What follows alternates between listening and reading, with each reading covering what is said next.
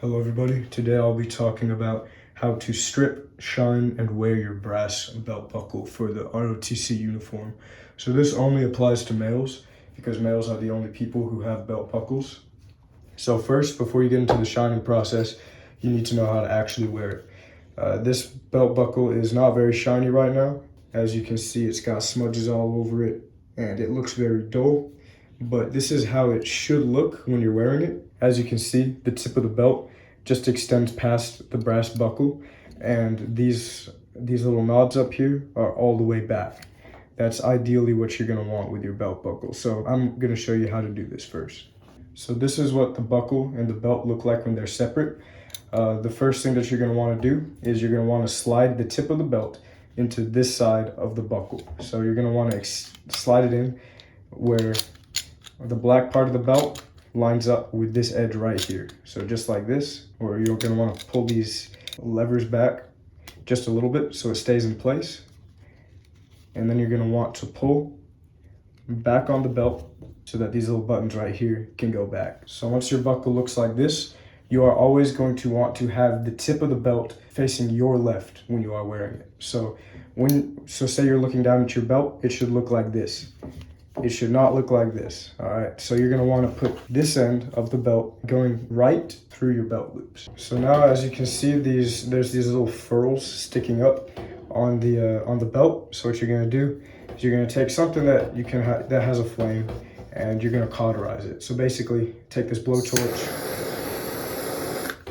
and light up the end of the belt just like that. As you can see, there aren't any loose threads on it anymore. So I'm just gonna do a little bit more. It should be good to go now. Obviously, you're gonna wanna do this step somewhere where you won't burn down your house. So somewhere where there's like a hard tabletop surface like this. You're not gonna wanna do it on carpet, obviously, because then you run the risk of burning down your house, and that wouldn't be good.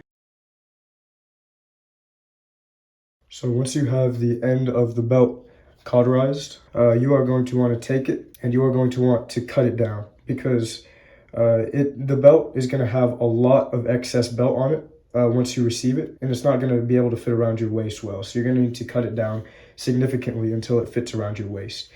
And it fits when you're able to put it through this little tab right here that says solid brass.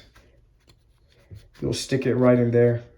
You want to get about most of the belt buckle, and then you're really just going to forcefully close it, all right? So it might seem like you're going to break it, and because of all the amount of pressure that you're going to have to put on it, but don't worry, it will not break. So it should look something like that. So now that you know how to wear the belt, I'm going to talk about how to strip and shine it. So the first thing that you're going to need to do is you're going to need to strip your belt. So an unstripped belt looks similar to this.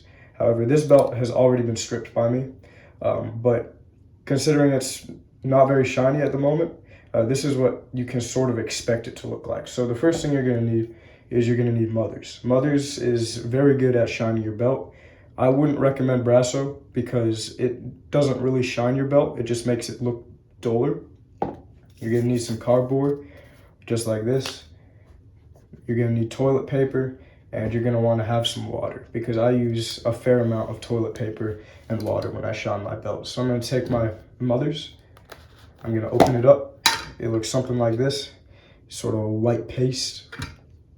And then I'm gonna take some toilet paper and I'm going to wrap it around my belt so none of the Mothers gets inside of the belt. Because when the Mothers gets inside the belt, it can leave a lot of dust on the black part of your belt, which will overall make your uniform look a lot messier. Then you're gonna take a little bit of your Mothers on your cardboard like this, and then